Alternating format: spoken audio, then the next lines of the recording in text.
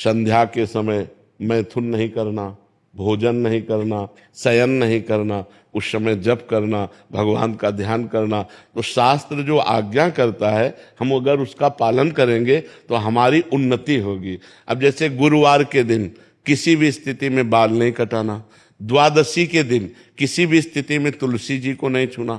तो जो शास्त्र मर्यादा बनाई गई, अब उसमें हम क्यों नहीं कह सकते? क्योंकि ये ब्रह्म ऋषियों के द्वारा बनाई हुई मर्यादा है। बुधवार को और शुक्रवार को आप बाल कटवा सकते हैं, लेकिन अन्य दिनों में कटवाने से आपके पुण्य क्षय होंगे। ब्रह्म ऋषियों ने जो मर्यादा बना रखी है, अगर हम उससे चलेंगे तो हमें ज्यादा लाभ मिलेगा। अब रोज सुबह लोग बाल आदि, तो हम कहते हैं केवल बृहस्पतिवार को मत करवाओ, और ना मानो तो गुरुवार का दिन परम पवित्र गुरु के लिए है, उस दिन आप क्षौर कर्म न करें, बिल्कुल निषेध है। नहीं, उससे पुण्य नष्ट होते हैं, आयु नष्ट होती, बुद्धि नष्ट होती। अब अगर आप नहीं मानोगे तो वैसे ही आपके आचरण होते चले जाएंगे, गिरते चले जाओगे। देखो, आप सब लोग यहाँ क्या देखने आए हो, हम आपको बता रहे हैं। आप यहाँ क्यों आए हो, हम दो बातें आपसे रखते हैं। आप क्या देखने आए हो और आप यहाँ क्यों आए हो? तो आप यहाँ देखने आए हो साधुता, भगवान के भक्त का दर्शन जो शास्त्र के अनुसार चलता है। आप आए हो अध्यात्म को पाने के लिए, आप आए हो सुख शांति के लिए। आए हो कि नहीं? अगर हम धर्म से ना चलते हो तो आप हमारे दर्शन करने आओगे क्या? हम भी तो एक मनुष्य हैं, हम भी तो आप जैसे ही हैं।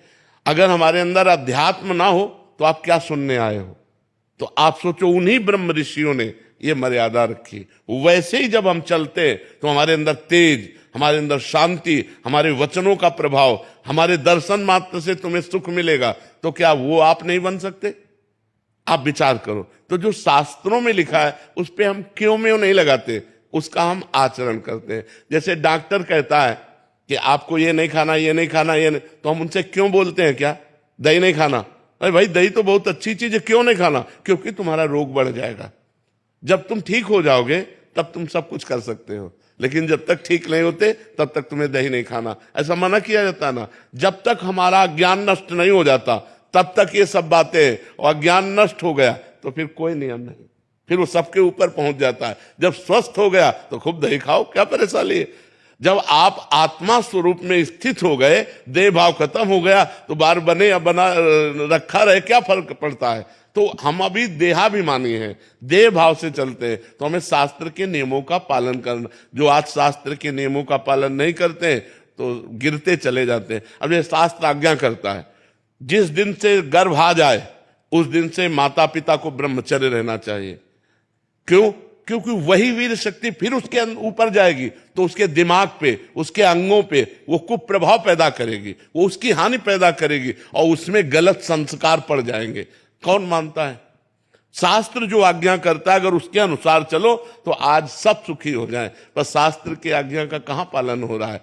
बोले प्रातः काल उठना चाहिए, ब्रह्म मुहूर्त में उठ करके गुरुजनों माता पिता के चरण छूने चाहिए। कौन मान रहा है? प्रातः काल उठ के रघुनाथा, मात पिता गुरु नावै माथा, मातृदेवो भव पितृदेवो भव अतिथि देवो भव। कहां गया?